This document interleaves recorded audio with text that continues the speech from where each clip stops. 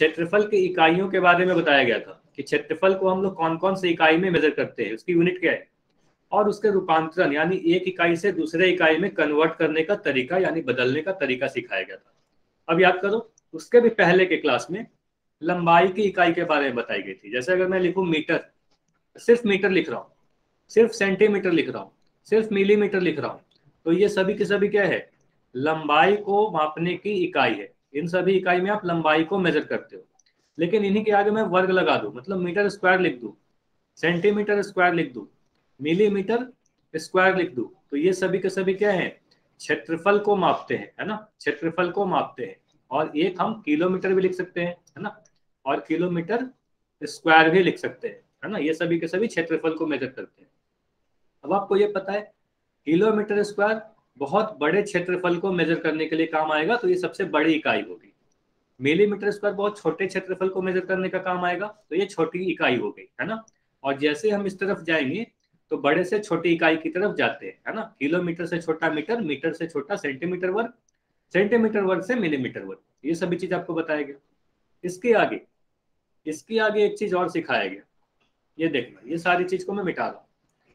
इसके बाद आपको यह सिखाया गया था कि किलोमीटर वर्ग से मीटर वर्ग में आप कैसे कन्वर्ट करोगे, मीटर वर्ग से सेंटीमीटर वर्ग में आप कैसे कन्वर्ट करोगे, सेंटीमीटर वर्ग से मिलीमीटर वर्ग में आप कैसे कन्वर्ट करोगे, मतलब एक इकाई से दूसरी इकाई में आप कन्वर्ट करने का तरीका क्या है। या अगर मैं उल्टे तरफ जाऊं, है ना, अगर मैं उल्टी तरफ जाऊं, मिलीमीटर स्क्वायर से सेंटीमीटर वर्ग, सेंटीमीटर वर्ग से मीटर वर्ग, और मीटर वर्ग से किलोमीटर वर्ग, तो ये सभी चीज आपको सिखाई गई थी। आपको ये बताया गया बड़ा से छोटा की तरफ जाओगे इकाई तो आप गुना करते हो, छोटा से बड़ा की तरफ जाओगे तो आप भाग देते हो, है ना, ये सारी चीज सिखाई गई थी। किस नंबर से गुना करेंगे, किस नंबर से भाग देंगे, ये सारी चीज बताई गई। इसके अलावा एक चीज और सिखाया गया था, एक हेक्टेयर का मान, है ना, कोई बता सकता है क्या एक हेक्टेयर का मान क्या होता है? Yes sir. एक हेक्टेयर कितने के बराबर होता है, बताओ कितना होता है? 10,000 हाँ metre square sir. Good, very good, 10,000 metre square. लेकिन अब माइक नहीं ऑन करना है, ठीक है, चैट में लिखा करो, ठीक है, 10,000 मीटर स्क्वायर, आपका आंसर सही था, वेरी गुड, ठीक है, 10,000 मीटर स्क्वायर आंसर होता है।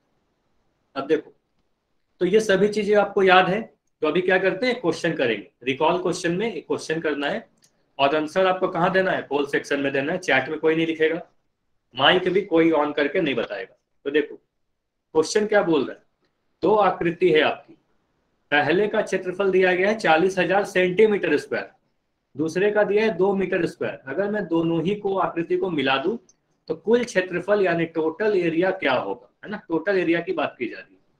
तो आंसर कीजिएगा, सभी विकल्पों को देखिए और ट्राई करो, ठीक है। अभी के लिए मैं चैट को अब बंद कर रहा हूं, ठीक है,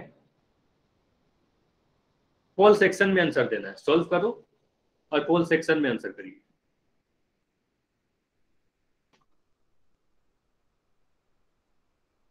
अभी आप चैट में कुछ लिख नहीं पाओगे क्योंकि चैट बंद किया गया है।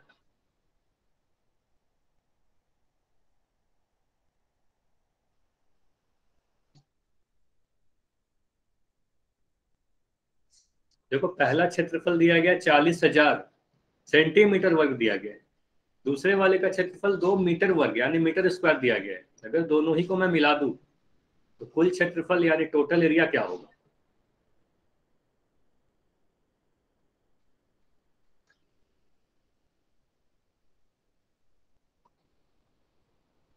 तो इससे मिलता जुलता क्वेश्चन लास्ट क्लास में करवाया गया था, इसीलिए आज भी यह क्वेश्चन दिया गया है।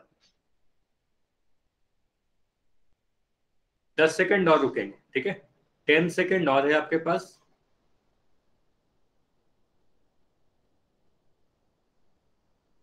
5 सेकेंड और, 5, 4, 3, 2, 1। देखो अब मैं पोल को एंड कर दे रहा हूं और आपका चैट सेक्शन देखो ओपन है। अगर पोल में किसी रीजन से आंसर नहीं कर पाते हो आप, अब चैट सेक्शन में आंसर दे देना है, ठीक है। अब देखो यहां पर आपको पहला क्षेत्रफल दिया गया 40,000 सेंटीमीटर स्क्वायर, दूसरा क्षेत्रफल 2 मीटर स्क्वायर। सबसे पहले मैं आपसे पूछूंगा क्या दोनों आकृतियों को, दोनों क्षेत्रफल को मैं सीधे सीधे जोड़ सकता हूं कि नहीं, तो आप बोलोगे सर दोनों ही को मैं नहीं जोड़ सकता, ठीक है। क्यों नहीं जोड़ सकते, क्योंकि आप बोलोगे एक क्षेत्रफल का इकाई सेंटीमीटर स्क्वायर दिख रहा है, दूसरे क्षेत्रफल का इकाई मीटर स्क्वायर दिख रहा है, तो दोनों के इकाई अलग अलग है ना, अलग अलग इकाई को हम लोग जोड़ नहीं सकते है ना, तो सीधे सीधे नहीं जोड़ सकते। अब क्या करेंगे, अब मैं ये वाले को देख रहा हूँ, ठीक है, ये 40,000 सेंटीमीटर स्क्वायर को देखो, इसे अगर मैं मीटर स्क्वायर वर्ग मीटर में कन्वर्ट करना चाहूँ तो आप क्या कहोगे, कहोगे सर अगर लंबाई को कन्वर्ट करना होता है, मतलब आप बोलोगे मीटर हमारा बड़ा इकाई है तो पहले मैं मीटर लिख दिया, सेंटीमीटर छोटा इकाई है तो बाद में लिख दिया, और मीटर और सेंटीमीटर लंबाई मेजर करना है। ध्यान दीजिएगा, ये लंबाई मेजर करने की इकाई है। और आपको यह पता है अगर मैं सेंटीमीटर से मीटर में कोई चीज को बदलना चाहता हूं तो कितने से भाग लगाते हो, ये बताओ, भाग लगाओगे ना, कितने से भाग लगाओगे, आप बोलोगे सर मैं 100 से भाग लगाऊंगा, है ना, ये सिखाया गया आप सभी को, सेंटीमीटर से मीटर बदलने के लिए 100 से भाग लगाएंगे। तो फिर मीटर स्क्वायर अगर मैं लिख दूं, ठीक है, अगर मैं मीटर स्क्वायर लिख दूं और यहाँ सेंटीमीटर स्क्वायर लिख दूं, तो सेंटीमीटर स्क्वायर से मीटर स्क्वायर बदलने के लिए कितना से भाग लगाओगे, कितने से भाग लगाओगे, ये बताओ। अगर इकाई वर्ग हो गया तो ये नंबर भी वर्ग हो जाएगा, है ना, 100 के वर्ग से, है ना, 100 के वर्ग से हम कहेंगे यहाँ पर 10,000 से आप भाग लगाओगे, तो इस बार मैं 10,000 से भाग लगाऊंगा। कितना समझ में आया, 10,000 से भाग लगाएंगे, 100 से नहीं लगाएंगे इस बार, है ना। तो अगर इकाई देखो अगर वर्ग हो जाता है तो जिस नंबर से भाग लगाते हैं वह भी वर्ग हो जाता है ना। चलो, तो अब मैं क्या करूंगा, इस चीज को मैं मिटा रहा हूं। आप बोलोगे सर ये जो 40,000 सेंटीमीटर वर्ग है इसको मैं क्या करूंगा, 40,000 तो ऐसे ही लिख दिया, और मैं इसे 10,000 से अगर भाग दे दूं तो आप ये मीटर स्क्वायर लिख सकते हो, है ना।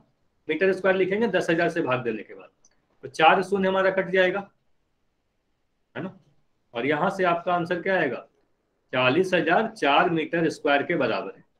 अब देखो क्या कर रहा हूं, अब हमारा जो पहला क्षेत्रफल है 40,000 सेंटीमीटर स्क्वायर को मैं 4 मीटर स्क्वायर लिख दे रहा हूँ, और दूसरा वाला जो क्षेत्रफल है 2 मीटर स्क्वायर, इसे मैं 2 मीटर स्क्वायर लिख दे रहा हूँ। अब सीधे सीधे जोड़ सकते हैं या नहीं जोड़ सकते बताओ। अब बोलोगे सर दोनों की जो इकाई है यह भी मीटर स्क्वायर में है, यह भी मीटर स्क्वायर में है, अब मैं दोनों को जोड़ दूंगा, अब बोलूंगा 6 मीटर स्क्वायर हमारा आंसर है, तो 6 मीटर स्क्वायर हमारा आंसर होगा। तो पहला आंसर तो नहीं होगा, दूसरा नहीं होगा ये वाला। अब बी और सी दोनों में देखो 6 दिख रहा है, लेकिन हमें यहाँ पर सेंटीमीटर वर्ग दिख रहा है, यह भी हमारा आंसर नहीं होगा, ऑप्शन सी हमारा सही आंसर होगा। ये सभी को समझ में आया नहीं आया, कैसे हुआ, ठीक है, कोई बात नहीं अरमान, समझ में आया ना, पहले ये बताओ सभी को समझ में आ गया। चलिए, समझ में आ गया तो क्या करते हैं, आज का पहला टॉपिक पढ़ते हैं, ठीक है। तो पहला टॉपिक क्या है हमारा, देखो आज हमें पढ़ना है द्विविमीय आकृति। तो देखते हैं 2 डायमेंशनल शेप क्या होते हैं, द्विविमीय या 2 डायमेंशन। उसके पहले समझते हैं डायमेंशन क्या है, ठीक है, डायमेंशन या विमी क्या है।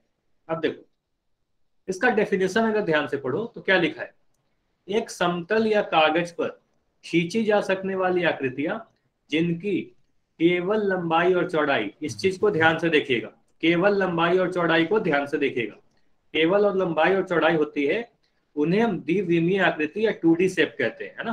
तो इसका क्या मतलब हुआ, अपने कागज पे, चलो अपने कॉपी पर कोई भी आकृति बना लो, ठीक है, आपके पास कॉपी है, पेन है, कैसा भी आकृति बना लो, है ना। मैं एक ये तरीके से चतुर्भुज बना रहा हूं, है ना। तो ये चतुर्भुज क्या है, यह द्विविमीय आकृति है, इसको मैं 2D आकृति कहूंगा, 2D आकृति कहूंगा। क्यों, क्योंकि इसकी एक लंबाई होती है, ध्यान से देखिएगा, इसकी एक लंबाई होती है और एक चौड़ाई होती है, तो इसे मैं 2D आकृति कहूंगा। देखो ये जो वर्ड है द्विविमीय कहां से बना, जिसकी 2 विमा हो। अगर वर्ड को ध्यान से देखो, द्वि मतलब 2, विमीय मतलब विमा, जिसकी 2 विमा हो। विमा का मतलब क्या होता है, जो ये वर्ड आप लोग सुनते हो लंबाई, चौड़ाई, ऊंचाई, ये सभी चीज क्या है, ये किसी भी आकृति की विमा कहलाती है। क्या बोला गया, लंबाई, चौड़ाई, ऊंचाई, ये जो वर्ड आप लोग सुनते हो ये किसी भी आकृति की विमा कहलाती है। अब किसी आकृति की सिर्फ 2 विमा हो, मतलब सिर्फ लंबाई और चौड़ाई हो, तो उसको 2 विमीय कहेंगे, है ना। किसी आकृति में अगर लंबाई, चौड़ाई, ऊंचाई तीनों ही हो तो उसे हम त्रिविमीय कहेंगे, ठीक है। तो इसी तरीके से आप लोग कहते हो। तो कोई भी आकृति आप अगर त्रिभुज बनाओगे, त्रिभुज क्या है ये बताओ, इसमें 2D है या 2D है या 3D है बताओ, द्विविमीय है, त्रिविमीय है। आप बोलोगे सर इसमें इसे मैं कॉपी पर खींच सकता हूं ना, तो इसे 2D कहूंगा, द्विविमीय कहेंगे, है ना। कोई भी आकृति आप अगर कॉपी पे खींच सकते हो तो उसे मैं 2D कहूंगा, ठीक है। अगर एक वृत्त बना ले तो इसे मैं द्विविमीय कहूंगा, है ना, इसे भी द्विविमीय कहेंगे, 2 डायमेंशन कहेंगे। इसकी कुछ लंबाई होती है, कुछ चौड़ाई होती है, ठीक। अब ध्यान से देखिए, एक विमीय भी होता है क्या कुछ? तो देखो, अगर मैं सिर्फ एक रेखा बनाऊं, इसको देखना ध्यान से, देखिए एक विमीय भी होती है, ध्यान से देखिएगा। अगर मैं ये रेखा बना रहा हूं, ठीक है, ए बी को ध्यान से देखना, इसमें कुछ लंबाई है ना, बताओ लंबाई है या नहीं है? ए बी की लंबाई है, ए बी जो रेखाखंड है उसकी लंबाई है। इसकी चौड़ाई है क्या? तो चौड़ाई नहीं है। ऊंचाई है क्या? ऊंचाई भी नहीं है। तो इसकी सिर्फ और सिर्फ लंबाई है, तो सिर्फ और सिर्फ लंबाई है, तो एक ही विमा है, तो इसे मैं एक विमीय कहूंगा, ठीक है। एक लाइन को क्या कहेंगे? एक विमीय, ठीक। और अगर इस चतुर्भुज की बात करो, त्रिभुज की बात करो, किसी सर्कल की बात करो, या इनके अलावा मैं कोई भी इस तरीके से शेप बना लूं, देखिएगा, अगर मैं इस तरीके से कोई शेप बना लूं, तो ये जो शेप आपको दिख रहा है, यह शेप क्या है? अच्छा, किसी का माई कौन है? युवराज।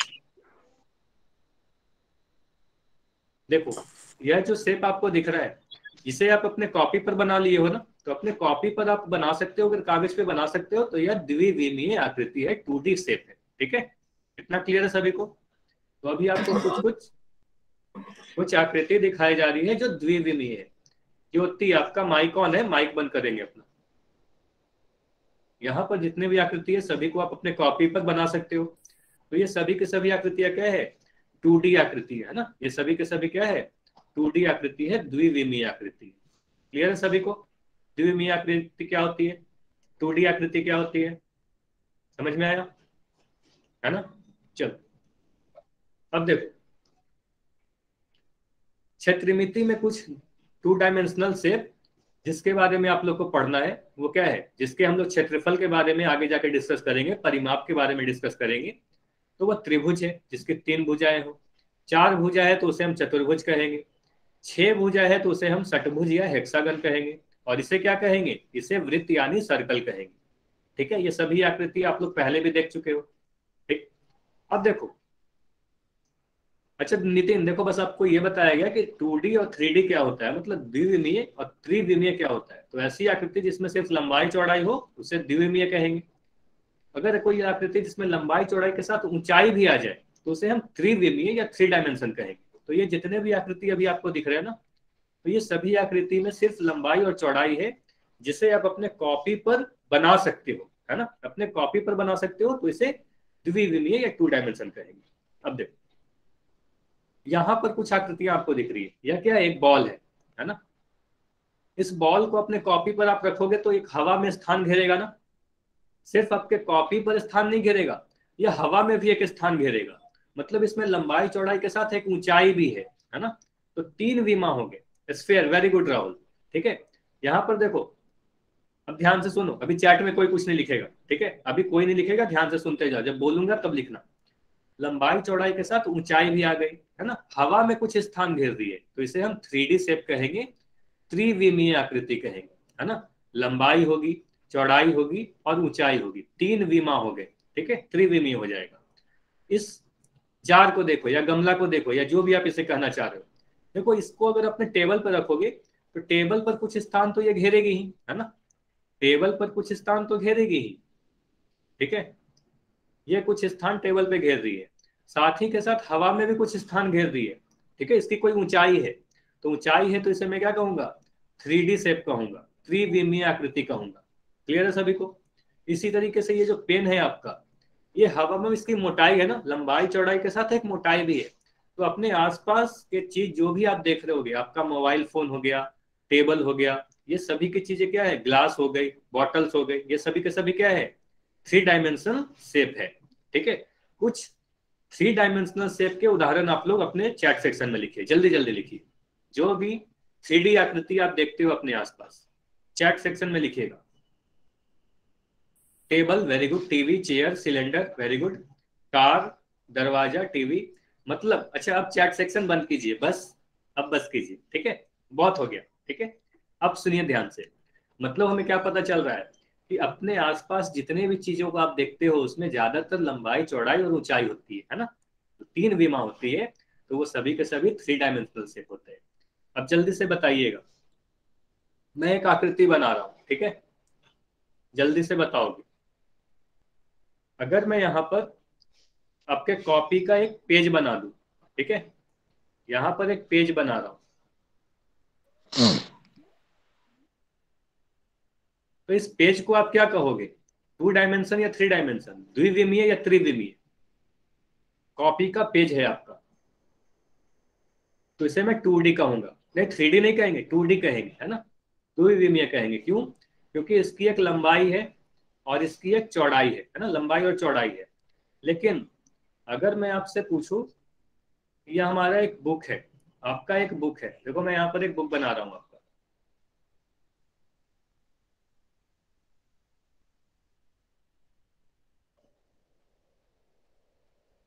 तो अगर मैं इस तरीके से एक बुक बना दूं,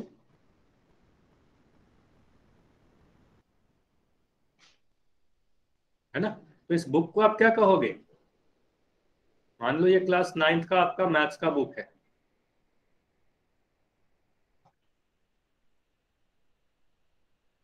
तो इसको आप क्या कहोगे? कहोगे सर इसमें जो ये बुक में है, एक लंबाई है, एक चौड़ाई है, और ये देखो इसकी कुछ मोटाई भी है ना, इसकी कुछ मोटाई भी होगी, कुछ ऊंचाई भी होगी। मतलब आप अपने टेबल पे अपने बुक को जब रखते हो, तो आपके टेबल पर तो कुछ स्थान घेरेगी, है ना, आपके टेबल पर कुछ स्थान घेरेगी, साथ ही के साथ हवा में भी कुछ स्थान घेरेगी, मतलब एक मोटाई हो जाती है। तो ऐसे आकृति को हम लोग 3 डायमेंशन यानी त्रिविमीय आकृति कहेंगे।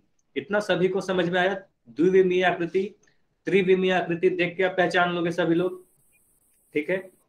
जल्दी से बताओ, अगर मैं एक वर्ग बना रहा हूं, तो ये वर्ग क्या होगा, ये वर्ग क्या होगा, 2 डायमेंशन होगा या 3 डायमेंशन होगा? जल्दी से लिखोगे, सभी लोग लिखोगे जल्दी जल्दी, चलो सभी लोग लिख रहे हो 2D, वेरी गुड, ठीक है। अगर मैं आपसे पूछ रहा हूं कि अगर मैं एक माचिस का डब्बा बना रहा हूं या घनाव बना रहा हूं इस तरीके से, तो ये बताओ क्या है? ये जो आकृति अभी आपको दिख रही है माचिस की डब्बा, 3D है ना, चलो 3D है, सभी का आंसर सही आ रहा है, ठीक है। अगर मैं इस तरीके से एक कोन बना रहा हूं, इसे कोन या शंकु कहते हैं, तो ये शंकु क्या है, बताओ ये शंकु क्या है? शंकु 3D है, क्योंकि ये हवा में कुछ स्थान घेरेगी, है ना, लंबाई चौड़ाई के साथ ऊंचाई हो जाएगी इसमें, है ना, हवा में स्थान घेरेगी तो 3D हो गया। चलो इतना सभी को समझ में आ गया, अब आगे बढ़ते हैं, ठीक है। चलो अब देखो हमारा अगला टॉपिक आपका क्या है, पेरीमीटर और एरिया। तो फिर से आपको पता है पेरीमीटर क्या होता है, परिमाप क्या होता है, क्षेत्रफल क्या होता है। जब आपको वृत्त यानी सर्कल पढ़ाया जा रहा था, ध्यान से याद करना, जब परिमाप यानी वृत्त या सर्कल पढ़ाया जा रहा था, तो उस वक्त आपको परिधि के बारे में बताया गया, है ना। परिधि पढ़ाते समय आपको यह बोला गया था कि परिधि को ही परिमाप कहते हैं, है ना, परिधि को ही परिमाप कहते हैं, लेकिन वृत्त के लिए ज्यादातर परिधि वर्ड यूज करेंगे। सरकमफेरेंस और पेरीमीटर एक ही था, ये बताया गया था। परिधि बताते वक्त आपको क्या बोला गया था? किसी वृत्त की संपूर्ण लंबाई को, मतलब अगर इसकी सीमा की लंबाई जो होती है ना, तो इसी लंबाई को हम लोग वृत्त की परिधि या परिमाप कहते थे, ठीक है। तो ये सिर्फ आपको उस समय यह भी बोला गया था ना कि सिर्फ वृत्त के लिए नहीं, कोई भी आकृति हो उसकी पूरी जो सीमा होती है उसकी लंबाई को उसका परिमाप कहते हैं, है ना। तो देखो ये समझ लो, किसी भी बंद आकृति का, देखो यहाँ क्या लिखा हुआ है, कोई भी आपका अगर बंद आकृति हो तो उसकी सीमा की जो कुल लंबाई होगी उसे ही उसका परिमाप कहते हैं। तो सीमा की जो कुल लंबाई होगी उसे परिमाप कहेंगे। अगर मैं एक त्रिभुज बना लूं, देखो यहाँ पर एक त्रिभुज दिख रहा है, तो इसकी सीमा की लंबाई कहने का क्या मतलब हुआ? इसकी सीमा की लंबाई कहने का मतलब हुआ आप किसी बिंदु से शुरू करो, कोई बिंदु ए पे आप खड़े हो जाओ, है ना, यहाँ पर खड़े हो जाओ और इसके सीमा पे आप चलना शुरू कर दिए। मान लो यहाँ से आप यहाँ गए, है ना, तो आपने गए, आप गया ए बी, है ना, तो ए बी आप लिख दिए। फिर आप गए बी सी, तो इस तरफ गए बी सी, तो यहाँ पर आप लिख दिया बी सी। फिर आपने इधर गए, आप इधर गए, तो आपको मिला सी, है ना, तो यहाँ पर मैं लिख दिया सी। अब तीनों को मैं अगर जोड़ दूं, है ना, तीनों की लंबाई को जोड़ दूं, तो यही जो लंबाई होगा यही इस आकृति का परिमाप कहलाएगा, ठीक है। तो वो कोई सा भी आकृति हो, कोई भी आकृति हो, उसकी सीमा की लंबाई को जोड़ दोगे आप तो उसे हम उसका परिमाप कहते हैं, ठीक है, परिमाप कहेंगे या पेरीमीटर कहेंगे। और इसको लिखते हैं पी से, है ना, इसे लिखते हैं जनरली पी से है। पी मतलब पेरीमीटर या परिमाप। समझ में आया? तो अगर मैं कोई एक कैसा भी आकृति बना दूं, मान लो इस तरीके से कुछ आकृति बना दूं, ठीक है, ठीक है, इस तरीके से कोई आकृति बना दूं, तो इसका परिमाप क्या होगा? तो इसका परिमाप क्या होगा? आप यहां पर से चलना स्टार्ट करोगे, ध्यान से देखना, यहां पर से चलना स्टार्ट करोगे, ये लंबाई को जोड़ोगे, फिर इस लंबाई को जोड़ोगे, फिर इस लंबाई को जोड़ोगे, फिर इस लंबाई को जोड़ोगे और इस लंबाई को जोड़ोगे। तो इन सभी लंबाई को आप जोड़ दोगे तो इस आकृति का परिमाप पता चल जाएगा। इतना समझ में आया नहीं आया? किसी भी आकृति की बाहरी सीमा की कुल लंबाई को ही परिमाप कहते हैं, ठीक है। तो यहां पर देखो क्या लिखा हुआ है, इस त्रिभुज के लिए जो परिमाप होगा A B plus B C plus C A के बराबर होगा, मतलब तीनों ही भुजाओं के योग के बराबर होगा। अब ध्यान दीजिएगा एक इंपॉर्टेंट बात, देखो ये कौन सा वर्ड लिखा हुआ है, लंबाई लिखा हुआ है ना, तो इसका मतलब जल्दी से अपने कॉपी में लिखोगे, परिमाप जो होता है, किसी भी आकृति की बात कर रहा हूं मैं, सिर्फ वृत्त या त्रिभुज या वर्ग की बात नहीं कर रहा। अच्छा जय धनकर ध्यान से सुन लो, आपको यह बताया जा रहा है किसी भी आकृति की जो सीमा की कुल लंबाई होगी उसे ही हम उसका परिमाप कहेंगे, ठीक है। अब देखो परिमाप क्या है, एक प्रकार का लंबाई है, बोला जा रहा है ना किसी भी आकृति की सीमा की लंबाई, परिमाप क्या है, एक प्रकार का लंबाई है। इतना क्लियर है सभी को? परिमाप एक प्रकार का लंबाई है। तो लंबाई को आप किस इकाई में मेजर करते हो? लंबाई को आप बोलोगे सर मैं मीटर में मेजर करूंगा, सेंटीमीटर में मेजर करूंगा, मिलीमीटर में मेजर करूंगा या किलोमीटर में मेजर करूंगा, है ना। लंबाई को आप इस सब यूनिट में मेजर करते हो ना, किलोमीटर, मीटर, सेंटीमीटर, मिलीमीटर, है ना। तो परिमाप का भी जो इकाई होगा वो यही सभी होगी। तो कभी भी आपसे परिमाप पूछा जाए तो इन्हीं इकाइयों में मेजर होगा, ठीक है। तो ये ध्यान दीजिएगा, परिमाप का जो इकाई होता है वो हमेशा सेंटीमीटर, मीटर इत्यादि होता है। इत्यादि क्यों लिखा गया? किलोमीटर, मिलीमीटर भी हुआ हो सकता है ना। तो अगर बताओ, अगर मैं यहां पर किसी आकृति के परिमाप की बात करूं तो वो 5 सेंटीमीटर हो सकता है या 5 सेंटीमीटर स्क्वायर हो सकता है। अगर ये लगता है तो आप ए लिखो, अगर बी लगता है तो बी लिखो। जल्दी से बताओ परिमाप क्या हो सकता है? 5 सेंटीमीटर हो सकता है या 5 सेंटीमीटर वर्ग हो सकता है? ए आंसर होगा, है ना। मतलब किसी भी आकृति का अगर परिमाप पूछा जाए तो इकाई में होगा, सेंटीमीटर या मीटर इत्यादि में होगा। कभी भी सेंटीमीटर स्क्वायर आप नहीं लिख पाओगे परिमाप के लिए, ठीक है। इतना क्लियर है सभी को? अब बात करते हैं इन सभी आकृति का। देखो ये सभी आकृतियों में अगर आपसे पूछा जाए इसका परिमाप क्या होगा, PQRS क्या है? एक चतुर्भुज है ना, एक चतुर्भुज है। तो इसके परिमाप की आप बात करोगे तो इसके सभी भुजाओं को आप जोड़ दोगे, है ना। जल्दी से बताओ इस आकृति का परिमाप क्या होगा? अगर मैं यहाँ पर 8 सेंटीमीटर, 2 सेंटीमीटर, 8 सेंटीमीटर और 2 सेंटीमीटर लिख दिया, सभी सेंटीमीटर में दी गई, तो जल्दी से बताओ इसका परिमाप क्या होगा? इस आकृति की परिमाप क्या होगी? पेरीमीटर बराबर क्या लिखोगे? तो आप बोलोगे sir PQ plus QR plus RS plus SP, सभी भुजाओं को जोड़ दोगे, मतलब 8 centimetre plus 2 centimetre plus 8 centimetre plus 2 centimetre, मतलब 20 सेंटीमीटर हमारा सही आंसर हो जाएगा, है ना। उसी तरीके से इस आकृति की बात करोगे तो इसके सभी भुजाओं को आप जोड़ दोगे तो आपको क्या मिलेगा? इस आकृति का परिमाप मिलेगा। परिमाप मतलब AB, BC, CD, DE और ये सभी भुजाओं को जोड़ दिया, है ना, तो इसका परिमाप मिल गया, ठीक है। चलिए अच्छा ये बताओगे अगर मैं इस तरीके से कोई आकृति बना दूं, अब ध्यान से देखना, एक क्वेश्चन आपसे पूछ रहा हूं, आंसर चैट सेक्शन में ही देना है।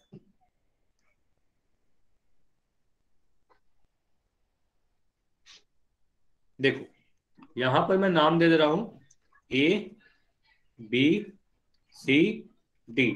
अब इस आकृति का मैं परिमाप पूछना चाह रहा हूं, तो पहला ऑप्शन है आपके पास, मैं लिख रहा हूं AB plus BC plus CD plus AD plus CBD, है ना, BD। उसके बाद दूसरे ऑप्शन में लिख रहा हूं AB plus BC plus CD plus AD। ये बताओगे कौन सा सही होगा, पहला वाला या दूसरा वाला? कौन सा सही होगा, पहला वाला या दूसरा वाला? चलिए, आप सभी के आंसर आ रहे हैं दूसरा वाला, वेरी गुड। इसका मतलब आपको पता है कि ये वाला जो भुजा है बीडी, इसे हम विकर्ण कहते हैं, है ना, इसे नहीं जोड़ेंगे। अगर परिमाप का बात किया जाए तो बाहर बाहर वाले भुजाओं को जोड़ते हैं, बाहर बाहर वाले सीमा को। सीमा क्या होता है? बाहर की भुजा होती है ना, तो इन वाले को जोड़ेंगे, ए बी को जोड़ेंगे, इस वाले को, फिर बी सी को जोड़ेंगे, फिर सी डी को जोड़ेंगे और ए डी को जोड़ेंगे। मतलब ये बी डी को नहीं जोड़ेंगे, तो ये हमारा गलत हो गया और ये हमारा सही हो गया। क्लियर है सभी को? चलिए, अब बात करते हैं क्षेत्रफल का। तो क्षेत्रफल क्या होता है? देखो, आपको बताया गया था कभी भी आप खुली आकृति का क्षेत्रफल नहीं निकाल सकते। अगर मैं इस तरीके से आकृति बताऊं, बनाओ, इसका कुछ क्षेत्रफल होगा क्या? हाँ या ना? क्षेत्रफल होगा या नहीं होगा? खुली आकृति का क्षेत्रफल नहीं होता, आप नहीं ज्ञात कर सकते, है ना। तो क्षेत्रफल हमेशा एक बंद आकृति की ज्ञात की जाती है, ठीक है। तो किसी भी क्षेत्रफल क्या होगा? एक बंद आकृति द्वारा घेरे गए तल के भाग या क्षेत्र को दर्शाता है। मतलब क्या हुआ? कोई भी बंद आकृति जितना भी स्थान घेरती है, आप अपने कॉपी पर अगर बनाओगे तो आपके कॉपी पर जितना भी स्थान घेर रही है उसे ही हम उस आकृति का क्षेत्रफल कहते हैं, ठीक है। अगर मैं कोई भी आकृति की बात करूं, मान लो अगर वृत्त बना दिया जाएगा, तो वृत्त के अंदर का जो भाग होगा, है ना, जितना भी स्थान ये घेर रही होगी, तो इसे हम क्या कहेंगे? इस वृत्त का क्षेत्रफल कहेंगे, ठीक है। अगर मैं एक त्रिभुज बना दूं, है ना, त्रिभुज बना दूं, तो ये त्रिभुज जो भी स्थान घेर रही होगी, इसे ही हम क्या कहेंगे? इस आकृति का क्षेत्रफल कहेंगे। तो ये सभी के सभी क्या है? अंदर का जो भाग है जो घेरती है उसे ही हम क्षेत्रफल कहते हैं, है ना। चलिए, क्षेत्रफल का इकाई की बात करते हैं। तो क्षेत्रफल का इकाई क्या होगा? तो क्षेत्रफल को कभी भी आप सेंटीमीटर स्क्वायर, मीटर स्क्वायर यानी वर्ग इकाई के साथ लिखते हो। यही आपको लास्ट क्लास में पढ़ाया गया था, है ना। तो क्षेत्रफल एक बंद आकृति है और उसका जो इकाई होगा, क्षेत्रफल का जो इकाई होगा, वर्ग इकाई होता है। तो वर्ग इकाई का मतलब क्या होगा? किसी भी आकृति का अगर क्षेत्रफल पूछा जाए तो आप बताओगे, एरिया को आप क्या लिखोगे? 20 सेंटीमीटर लिखना सही होगा या 20 सेंटीमीटर स्क्वायर लिखना सही होगा? एक या दो? जल्दी से बताओ, पहला वाला सही है या दूसरा वाला सही है? तो 20 सेंटीमीटर स्क्वायर लिखना सही होगा। 20 सेंटीमीटर आप क्षेत्रफल कभी भी नहीं लिख सकते, है ना। तो ये हमारा गलत हो जाएगा और ये हमारा सही होगा। इतना सभी को समझ में आ गया? क्लियर है सभी को? चलिए, ठीक है। तो ये तो आपको पता है, कोई भी आकृति का जो अंदर का भाग होता है उसी के माप को क्षेत्रफल कहते हैं, ठीक है। तो अभी पोल सेक्शन में आंसर देना है। चलो, तो पहला क्वेश्चन है आपके पास। अच्छा, हैंड रेज नहीं करना है, कोई भी डाउट होगा तो चैट सेक्शन में लिखिएगा। अभी मैं चैट को बंद कर रहा हूं। अच्छा हर्ष, बार बार हैंड रेज नहीं करना। देखो क्वेश्चन क्या बोला जा रहा है, एक त्रिभुज दिया गया है और इस त्रिभुज का परिमाप आपसे पूछा जा रहा है। तो ट्राई कीजिए।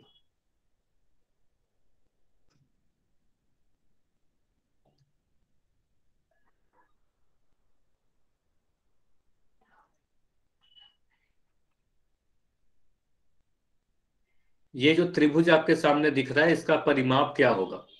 परिमाप के बारे में आप सभी को काफी बार बताया जा चुका है। काफी आसान सा क्वेश्चन है। यह क्वेश्चन करने में आपको काफी कम समय लगना चाहिए।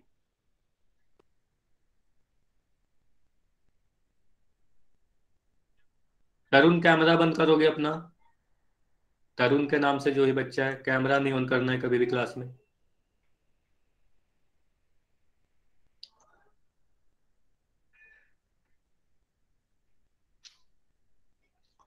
नीचे दिए गए त्रिभुज का, अच्छा 10 सेकंड और रुकेंगे, काफी आसान सा क्वेश्चन है। इतने देर में आपका आंसर हो जाना चाहिए, फिर भी 10 सेकंड और है। 5 सेकंड और।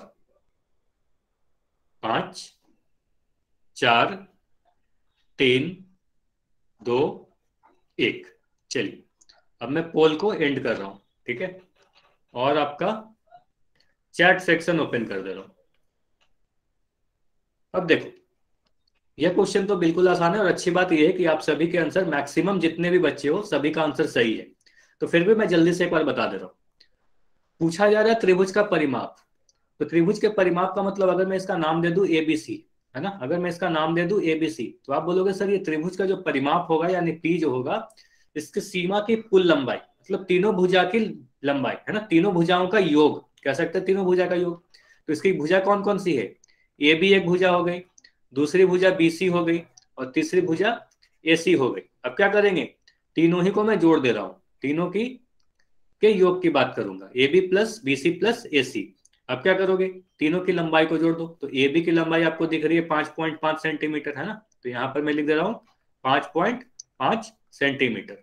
बीसी की लंबाई कितनी है, तो आप बोलोगे सर बीसी की लंबाई 4.5 सेंटीमीटर दिख रही है, 4.5 सेंटीमीटर, तो 4.5 सेंटीमीटर लिख दिया। एसी की लंबाई क्या है, एसी की लंबाई 7 सेंटीमीटर है, तो यहां पर लिख दिया 7 सेंटीमीटर। ठीक है, इन तीनों को जोड़ के देखो आपको कितना मिलेगा, इन दोनों को जोड़ोगे तो आपको मिलेगा 10 सेंटीमीटर, और 10 में 7 को जोड़ोगे तो आपको मिलेगा 17 सेंटीमीटर, है ना, ये मिल गया 17 सेंटीमीटर। अब सभी विकल्पों को आप देखोगे तो आप कह सकते हो सर 17 तो यहां पर भी है, ऑप्शन बी में भी 17 है, ऑप्शन सी में भी 17 है, मतलब ऑप्शन डी तो नहीं होगा, बट ए बी या सी होगा।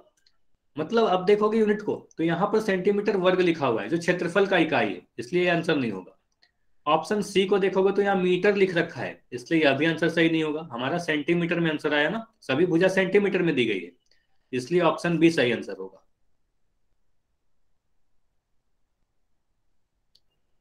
अच्छा हर्ष, आप चैट में क्या लिख रहे हो, आप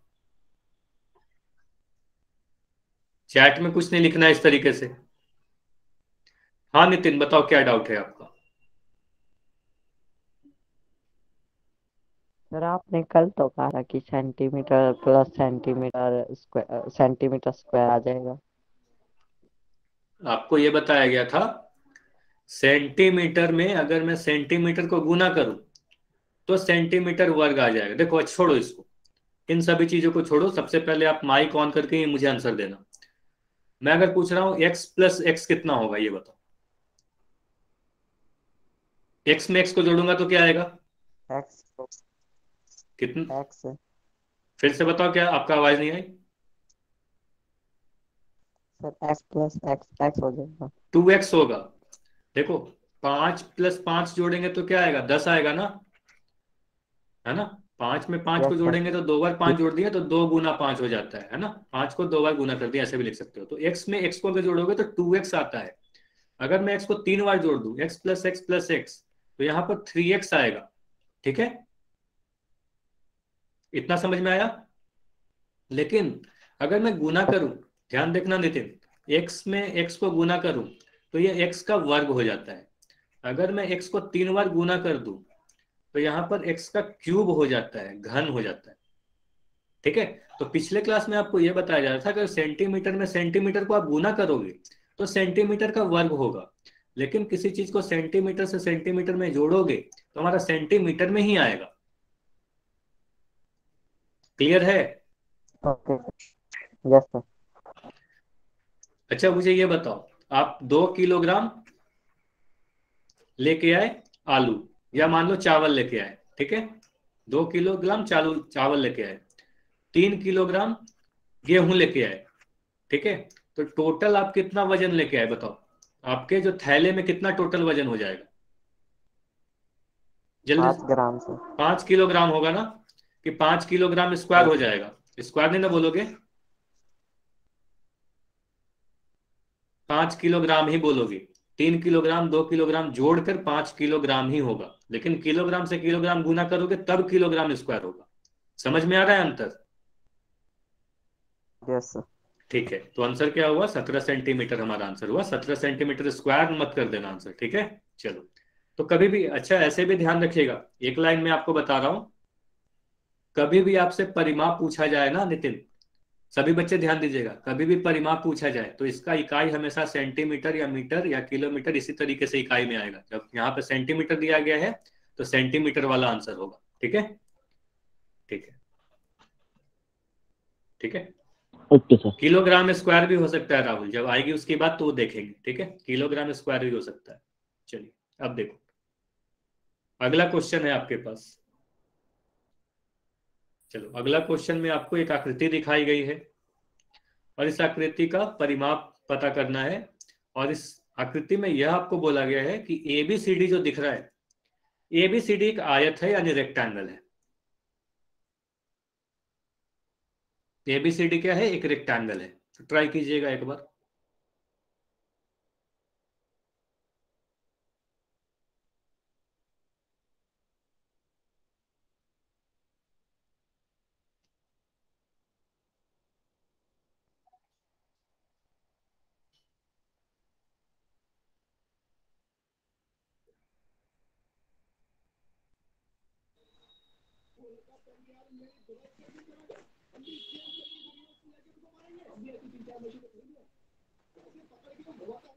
अच्छा, माइक बंद करना है किसी का, तो माइक ऑन है।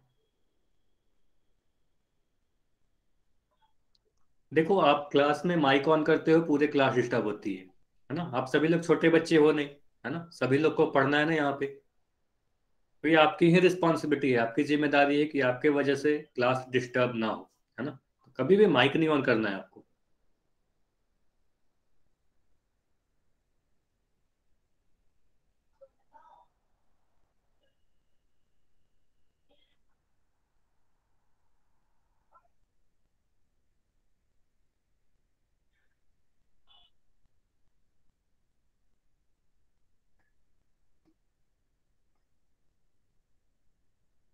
देखो, इस आकृति का परिमाप क्या होगा, 24 सेंटीमीटर होगा, 25.5 होगा, 23 सेंटीमीटर होगा, या 24.5 सेंटीमीटर होगा। अच्छा, इसके अलावा भी अगर कोई और आंसर आ रहा होगा आपका, मान लो इन चारों के अलावा कुछ और ही आंसर आ रहा होगा, आपको लगता है सर ये ना ए होगा, ना बी होगा, ना सी होगा, ना डी होगा, मेरा आंसर तो इसके अलावा कुछ और आ रहा है, ठीक है, तो मैं जब पोल एंड करूंगा ना, तब चैट सेक्शन में लिख दीजिएगा, ठीक है। तब अपना आंसर चैट सेक्शन में लिख दीजिएगा, अगर इसके अलावा भी कुछ और आंसर आ रहा है तो। चलो 10 सेकंड और रुकेंगे, 10 सेकंड और है आपके पास।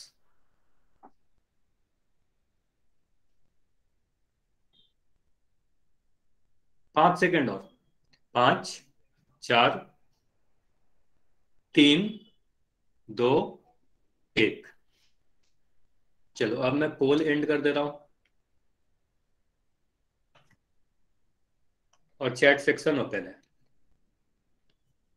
अब देखिएगा, यहां पर एक आकृति दिया गया है ABCDE, और इसका परिमाप आपसे पूछा जा रहा है ना, और बोला जा रहा है कि ABCD क्या है, ABCD 5.7 आ रहा है। अच्छा, किसी का आंसर 5.7 आ रहा है। अच्छा, कुछ आंसर है जो इसके अलावा किसी किसी के आ रहे हैं, 20.5 आ रहा है, किसी का आंसर 5.7 आ रहा है, और कुछ बच्चों का आंसर 20.1 भी आ रहा है ना। चलिए, और 33.5 भी आ रहा है, ठीक है। नितिन, आपका आंसर 33.5 है, ठीक है। चलो अब चैट को बंद करो, ठीक है। अब मैं क्या बोल रहा हूं, चैट सेक्शन को बंद कर रहा हूं, ठीक है। चैट में अभी कोई कुछ नहीं लिखेगा, ध्यान से स्क्रीन को देखो, सारी चीज समझ में आ जाएगी। अब इस आकृति के अगर परिमाप की बात की जाए, तो परिमाप क्या होगा, मान लो बिंदु ए से मैं चलना शुरू करता हूं। परिमाप का डेफिनेशन क्या बोला गया, किसी भी आकृति की सीमा की कुल लंबाई, मतलब बाहरी सीमा की कुल लंबाई को कहेंगे, ठीक है ना। तो ए बी को मैं जोड़ दूंगा, ए बी, मतलब यहाँ परिमाप अगर लिख रहा हूं पी बराबर, तो सबसे पहले मुझे मिला ए बी, है ना, तो यहाँ पर लिख दिया ए बी, ठीक है। फिर आगे बढ़ा तो मुझे मिला बी सी, है ना, तो मैं लिख दिया यहाँ पर बी सी। अब बी सी के आगे क्या मिलेगा मुझे, अगर ये वाली भुजा को मैं नहीं देखूंगा, ठीक है, ये जो भुजा दिख रही है आपको, इसको मैं नहीं देख रहा, अब मैं सी की तरफ जा रहा हूं, ठीक है, सी की तरफ जा रहा हूं, ठीक है, तो ये मुझे मिला सीई, यहां पर लिख दिया सीई। प्लस आगे बढ़ा तो मुझे मिला ईडी, है ना, अब मुझे मिला ईडी, तो यहां पर लिख दिया ईडी, ठीक। प्लस और आगे बढ़ा तो मुझे मिला डीए, तो ये मुझे मिल रहा है डीए, ठीक है। अब देखो, ये वाले भुजा को आपको लग रहा होगा सर इसको तो आपने छोड़ दिया, है ना, ये वाला जो भुजा आपको दिख रहा है, इस वाले को बोल रहे हो ये तो सर आपने छोड़ दिया, तो इसे हम नहीं जोड़ेंगे, जो बीच में अंदर में जो भुजा है ना उसे मैं नहीं जोड़ूंगा। क्यों, क्योंकि आपको बोला जा रहा है सीमा की लंबाई, सीमा की लंबाई, है ना, बाहर बाहर जो सीमा है उसकी लंबाई के बारे में बात की जाती है पेरीमीटर। अच्छा, माइक बंद करना है, अखिलेश के नाम से जो भी बच्चा हो, ठीक है। तो क्या बोला जा रहा है, बाहरी सीमा की कुल लंबाई, है ना, तो यहां पर इन्हीं 5 भुजाओं को आपको जोड़ना है। अब देखो इसके सभी के मान क्या क्या है, तो ए बी का मान कितना है, ए बी का मान आपको दिख रहा है 8 सेंटीमीटर, है ना, तो यहाँ पर मैं 8 सेंटीमीटर लिख दे रहा हूँ। बीसी का मान कितना है, कोई बता सकता है क्या? बीसी का मान कितना है? बीसी का मान कितना होगा? चैट सेक्शन में लिखिएगा। 5 5 क्या? 5 किलोमीटर लिख दूं क्या? 5 सेंटीमीटर। 5 सेंटीमीटर इकाई के साथ आपको बोलना है। क्यों? क्योंकि आपको पता है एबीसीडी एक आयत है, और आयत में क्या होता है, सम्मुख भुजा बराबर होते हैं। तो अगर एडी 5 सेंटीमीटर है तो बीसी भी 5 सेंटीमीटर होगा। तो मैं यहाँ पर लिख दिया 5 सेंटीमीटर। ठीक है, सी की लंबाई आप सबको दिख रही है साफ साफ 3.5 सेंटीमीटर। ठीक है, अब अगर ईडी की बात करो तो ईडी की लंबाई 4 ही सेंटीमीटर दिख रहा है ना, 4 सेंटीमीटर, और डीए का लंबाई 5 सेंटीमीटर। अब इन सभी को जोड़ने पर कितना आ रहा है, जल्दी से बताओ।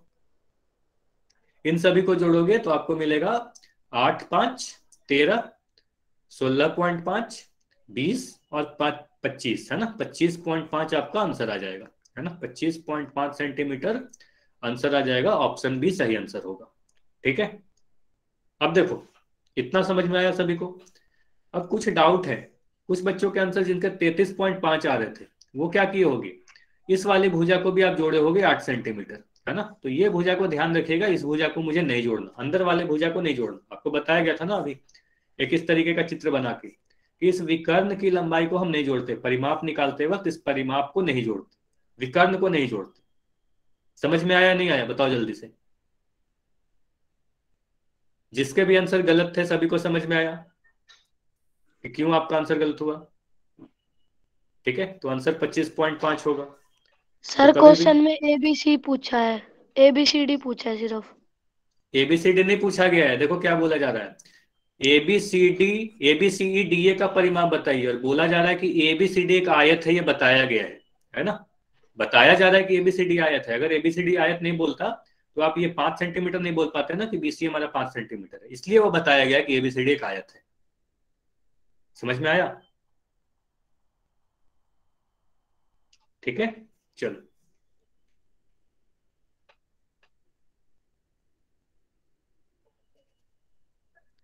हारमान आपका क्या डाउट है?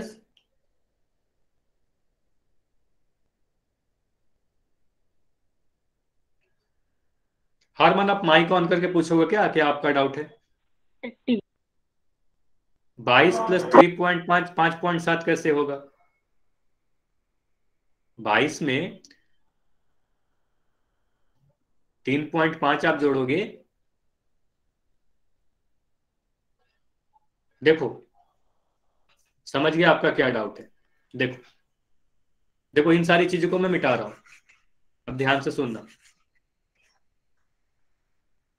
आप बोल रहे हो 22 में 3.5 आप जोड़ोगे, तो कैसे आप जोड़ोगे? यहां पर 22 लिखते हो, है ना, और यहां पर देखो 22 के बाद 0.0 हो जाएगा, और ये 3.5 ऐसे करके आप जोड़ोगे, है ना, तो आपका आंसर आ जाएगा 25.5। 5.7 आपका लिखना गलत हो जाएगा। समझ में आया अरमान? चलो ठीक है, चलो तो आगे बढ़ते हैं।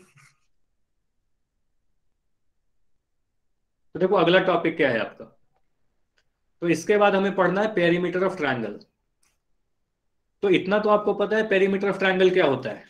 पेरीमीटर ऑफ ट्रायंगल के बारे में तो आपको पता ही है, कई बार आपको बताया जा चुका ना। पेरीमीटर ऑफ ट्रायंगल का मतलब क्या हुआ, अगर मुझे किसी त्रिभुज की तीनों ही भुजा दे दी जाए, है ना, तीनों भुजा की लंबाई अगर दे दी जाए तो आप तीनों भुजा को आप जोड़ दोगे a प्लस बी प्लस सी, और उसी को जोड़कर आप बोलोगे यह त्रिभुज का पेरीमीटर होगा, है ना, बाहर वाली सीमा की लंबाई होगी, है ना। जल्दी से बताओ, अगर मैं कह रहा हूं a का मान 8 सेंटीमीटर दिया गया, b का मान 4 सेंटीमीटर दिया गया, c का मान 10 सेंटीमीटर दिया गया, तो कितना होगा इसका परिमाप, जल्दी से बताओ। सिर्फ 22 लिखना गलत हो जाएगा, बार बार आपको बोला जा रहा है इकाई के साथ बताओ।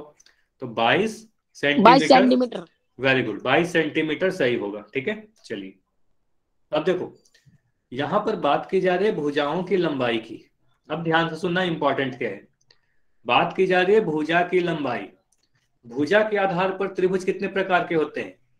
भुजा के आधार पर त्रिभुज कितने प्रकार के होते हैं, कोई बता सकता है क्या? 3 प्रकार के होते हैं। क्या क्या नाम होते हैं उनके, नाम बताओ जल्दी से। तो भुजा के आधार पर अगर त्रिभुज की बात की जाए तो पहला आप बोलोगे समबाहु त्रिभुज। अच्छा, माइक नहीं ऑन करना है, सभी लोग माइक ऑन करके बोलेंगे तो फिर किसी को आवाज नहीं जाएगी ना। समबाहु त्रिभुज। दूसरा क्या होता है? सम द्विबाहु त्रिभुज, है ना, सम द्विबाहु त्रिभुज। ठीक है। तीसरा क्या होता है? विषम बाहु त्रिभुज, है ना। अच्छा, भुजा के आधार पर क्यों बात कर रहे हैं, कोनों के आधार पर क्यों नहीं बात कर रहे हैं? क्योंकि भुजा की लंबाई की बात चल रही है ना। इंग्लिश में क्या कहते हैं? इक्विलैटरल ट्रायंगल, है ना। या समद्विबाहु को आप कहते हो आइसोसेलेस ट्रायंगल, और विषम बाहु को आप कहते हो स्कैलेन ट्रायंगल, है ना। आप सभी को पता है कि इक्विलैटरल क्या होता है, आइसोसेलेस क्या होता है, स्कैलन क्या होता है, मतलब समबाहु, समद्विबाहु, विषम बाहु क्या होते हैं। चलिए एक एक करके तीनों ही की बात कर लेते हैं। अगर आपके पास एक समबाहु त्रिभुज दिया जाए, है ना, आपको एक समबाहु त्रिभुज दिया जाए, तो समबाहु त्रिभुज कहते किसे हो? देखो, समबाहु इसी तरीके से आपको बताया गया था। सम मतलब बराबर, बाहु मतलब भुजा, मतलब कोई ऐसा त्रिभुज जिसकी तीनों भुजा बराबर हो, है ना। अगर मैं कोई त्रिभुज बनाऊं ABC, है ना, और इसकी तीनों भुजा बराबर है, तीनों भुजा बराबर है। अब तीनों भुजा बराबर है तो मैं तीनों को A लिख दे रहा हूं, है ना, तीनों को A लिख दे रहा हूं। तो इसका परिमाप क्या होगा, पेरीमीटर क्या होगा बताओ? तो इसका परिमाप होगा A plus A plus A, यानी आप बोलोगे 3A हो जाएगा इस त्रिभुज का परिमाप।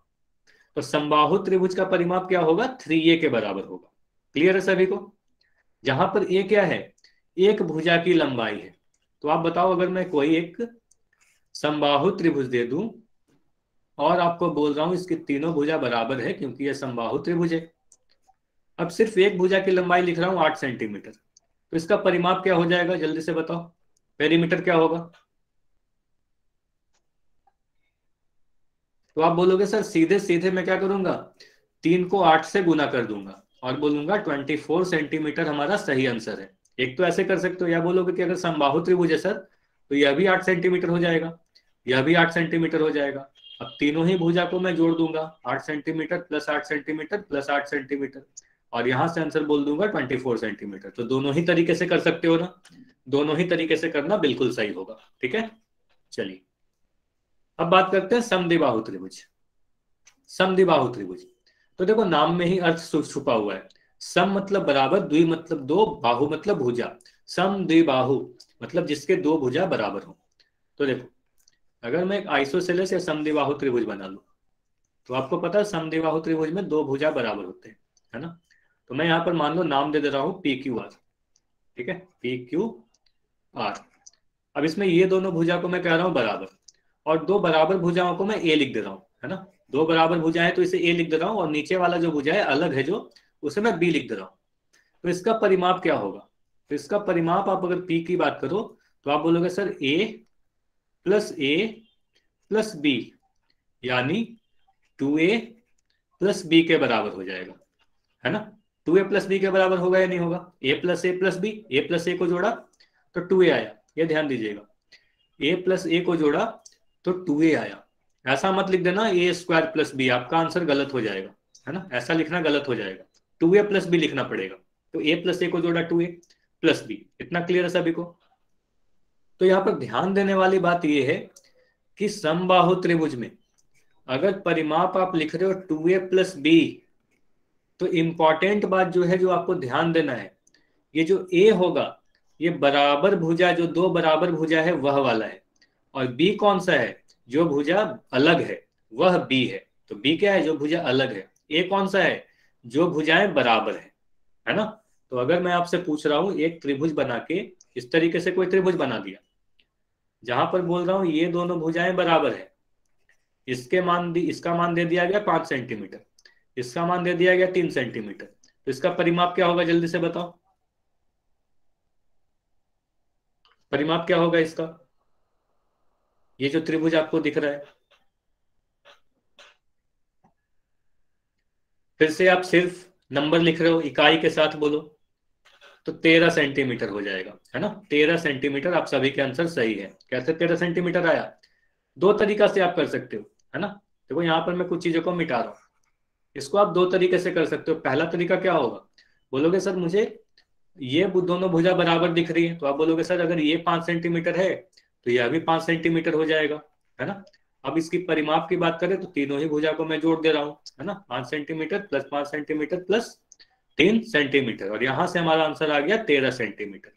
तो पहला तरीका तो ये हुआ। दूसरे तरीका में आप क्या बोलोगे, सर पेरीमीटर का फॉर्मूला होता है 2a प्लस बी, समद्विबाहु त्रिभुज के लिए 2a प्लस बी। जहां पर a क्या है, a के जगह पर मैं 5 लिखूं या 3 लिखूं, जल्दी से बताओ। a के जगह पर मैं 5 लिखूंगा, a के जगह पर 3 लिखूंगा, ये बताओ। a के जगह पर मैं 5 लिखूं या 3 लिखूं, 5 लिखोगे। क्यों, क्योंकि आपको बोला गया ना a वही होगा जो बराबर भुजाएं हैं, तो बराबर भुजा जो है उसे मैं a बोलूंगा। तो आप बोलोगे 2 × 5, और जो भुजा बराबर नहीं है उससे b लिख दोगे। तो यहां से आंसर आ जाएगा 10 + 3 यानी 13। ठीक है, और कोई जरूरी नहीं कि आप ये फॉर्मूला याद रखो, ठीक है। तो बिल्कुल आप इस तरीके से सीधे सीधे जोड़ के भी आंसर कर सकते हो, कोई जरूरी नहीं कि फॉर्मूला ही आपको याद रखना है, ठीक है। चलो, बस आपको एक तरीका बताया गया। अब देखो, अगर बात करते हैं विषम बाहु त्रिभुज, अगर मैं कोई एक विषम बाहु त्रिभुज बना लूं, ठीक है, ये विषम बाहु त्रिभुज आपको दिख रहा है, जिसकी तीनों ही भुजा अलग अलग होती है ना। विषम मतलब अलग अलग भुजाएं, ABC। तो ये भुजा इसके बराबर नहीं है। देखो, इसमें एक लाइन दिया गया, इसमें 2 लाइन, इसमें 3 लाइन, मतलब तीनों ही भुजा अलग अलग लंबाई की है। तो इसके परिमाप के लिए आप क्या कहोगे, मान लो इसे मैं A कह दे रहा हूं, इसे मैं B कह दे रहा हूं, और इसे मैं C कह दे रहा हूं। तो इसका जो परिमाप होगा ये क्या हो जाएगा, तीनों भुजा की बस लंबाई हो जाएगी, A + B + C। तीनों भुजा को आप जोड़ दोगे, है ना, तीनों भुजा की लंबाई को जोड़ देंगे, ठीक है।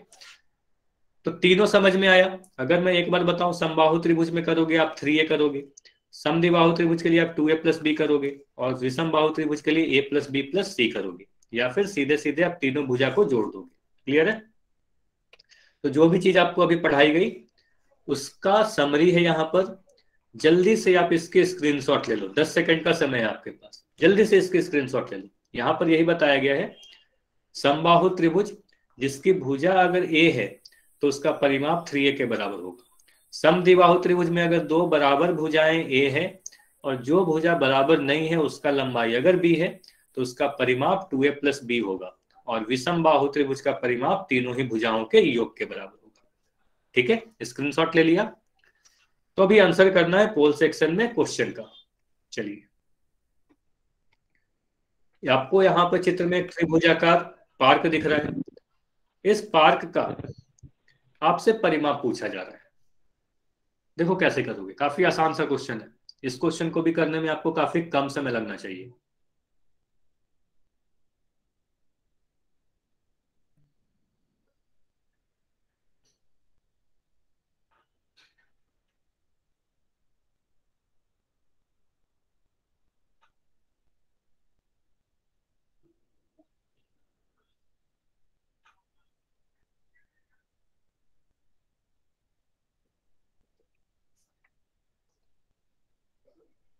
चलो, एक अच्छी बात है कि जितने भी बच्चों के आंसर आए अब तक एक भी आंसर गलत नहीं आया, सभी के आंसर सही आए।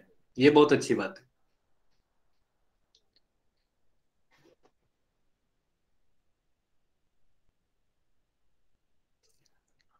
ठीक है, ठीक है, आसान क्वेश्चन है। 5 सेकंड और रुकते हैं बस। ठीक है, 5 4 3 2 1। चलो, अब मैं पोल को एंड कर रहा हूं और आपका चैट सेक्शन देखो वो ओपन कर रहा हूं। देखो, अच्छी बात यह है कि सिर्फ एक बच्चे का छोड़ के बाकी सभी का आंसर सही था। अब सभी का सही है, इसका मतलब आप सभी को समझ में आ गया है। फिर भी एक जल्दी से मैं समझा दे रहा हूं बस, ठीक है, जल्दी से देख लेंगे। ठीक है, आपको दिख रहा है कि एक त्रिभुजाकार पार्क है। इसको मैं अगर नाम दे दूं ABC, तो आप क्या करोगे, इसकी भुजाओं की लंबाई मतलब इसकी सीमा की लंबाई, तो सीधे सीधे आप बोलोगे सर इसका जो पेरीमीटर होगा P होगा वो AB + BC + AC के बराबर होगा। अब AB क्या है, AB आपको दिख रहा है 90 मीटर, है ना। BC क्या दिख रहा है, BC आपको दिख रहा है 70 मीटर, और AC कितना दिख रहा है 40 मीटर। तो इन तीनों को आप जोड़ोगे तो सबसे पहले बोलोगे सर मैं यूनिट ये सभी को जोड़ दूंगा, 90 70 और 40। इन तीनों को जोड़ने पर मुझे मिल रहा है 200, है ना। इन तीनों को जोड़ोगे तो आपको 200 मिलेगा, नहीं मिलेगा, मिलेगा। अब ये मीटर, ये भी मीटर में है, यह भी मीटर में है, और यह भी मीटर में है। तो तीनों मीटर में है, तो हमारा जो परिमाप होगा, परिमाप एक लंबाई होती है, लंबाई का जो इकाई होगा वो मीटर में ही होगा, इसलिए 200 मीटर हमारा सही आंसर होगा। क्लियर है सभी को। सभी को समझ में आया? अच्छा, एक क्वेश्चन और कर लेंगे, है ना, एक क्वेश्चन और कर लेते हैं, 3 मिनट का समय है अभी, ठीक है, तो एक क्वेश्चन और करिए। चलो, तो क्वेश्चन है आपके सामने, चलो इस क्वेश्चन को ट्राई करोगे। क्वेश्चन को पहले ध्यान से पढ़ना है, इसके लिए आपको समय दिया जा रहा है 1 मिनट का। क्वेश्चन नंबर 12, देखो दो भुजा दी गई है, 6 सेंटीमीटर और 7 सेंटीमीटर, तीसरी भुजा y लिखा गया है और परिमाप 17 सेंटीमीटर इस बार दिया गया है, तो y का मान आपसे पूछा जा रहा है।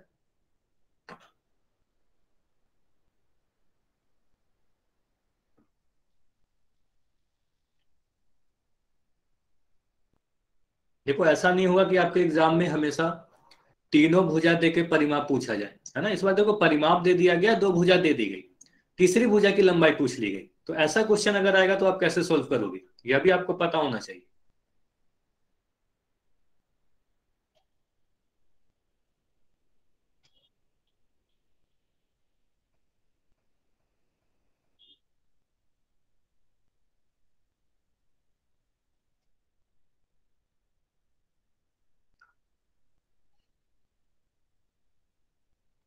अभी भी काफी बच्चों के आंसर नहीं आए हैं, जल्दी से आंसर करिए।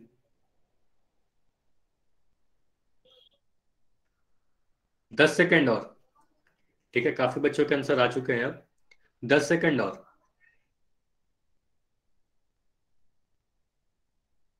5 सेकेंड, 5 4 3 2 1। चलो अब मैं पोल को एंड कर रहा हूं और देखो आपका चैट ओपन है। अब देखो यह क्वेश्चन थोड़ा सा अलग है और इसे मैं इंपॉर्टेंट कर रहा हूं, ठीक है, यह क्वेश्चन आपके एग्जाम में आ सकता है। यहाँ पर देखो त्रिभुज की 2 भुजा दी गई है, 6 सेंटीमीटर 7 सेंटीमीटर, तीसरे भुजा की जगह पर y लिख दिया गया और परिमाप आपको दिया गया 17 सेंटीमीटर। तो अगर मान लो इस तरीके से मैं एक त्रिभुज बना दूं, है ना, त्रिभुज बना दूं, तो ये भुजा आपको दिख रही है 6 सेंटीमीटर, ये भुजा आपको दिख रही है 7 सेंटीमीटर और इसके जगह पर मैं लिख दे रहा हूँ y सेंटीमीटर, है ना, और इसका परिमाप क्या है, परिमाप दिया गया 17 सेंटीमीटर। तो आपको वृत्त पढ़ाते समय भी इस तरीके से आपको बताया गया था, जो दिया गया है वही लिख दो। तो मैं लिख दे रहा हूँ परिमाप p का मान आपको क्या दिया गया है, 17 सेंटीमीटर, है ना, परिमाप 17 सेंटीमीटर दिया गया है।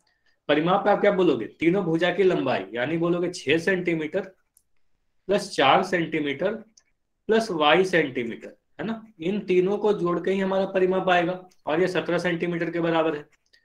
6 और 4 तो 10 सेंटीमीटर आ जाएगा ना, 10 सेंटीमीटर प्लस y या जो भी सेंटीमीटर है ये 17 सेंटीमीटर के बराबर आ जाएगा।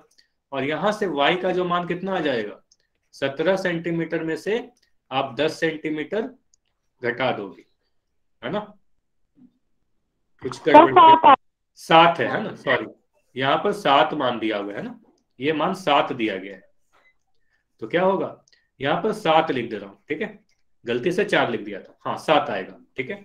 यहां पर से अब क्या आ जाएगा आपका, ये सभी को मैं मिटा रहा हूं, ठीक है। अब ध्यान से देखिएगा, 6 और 7 को आप जोड़ोगे तो कितना आएगा, यहाँ पर 13 सेंटीमीटर आ जाएगा, अब सही आपका आंसर आ जाएगा। और ये 17, तो यहां से y का मान क्या आ जाएगा, 17 में से आप 13 सब्ट्रैक्ट करोगे तो आपका आंसर आ जाएगा 4 सेंटीमीटर। क्लियर है सभी का, 4 सेंटीमीटर की हुआ, तीनों भुजा को जोड़ के 17 आना चाहिए, तो 6 4 10 7 17 आ जाएगा, तो आंसर ए हमारा सही होगा।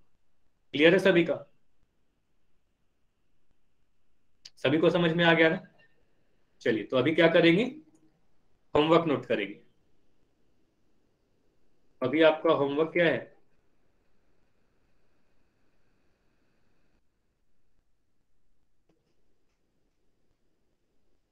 देखो काफी कम होमवर्क आपका, एक प्रश्नावली 7.1 का पेज नंबर 120 में 1 से 5 तक जो क्वेश्चन है, ये सभी क्वेश्चन को आपको कर लेने हैं नेक्स्ट क्लास के पहले तक, है ना।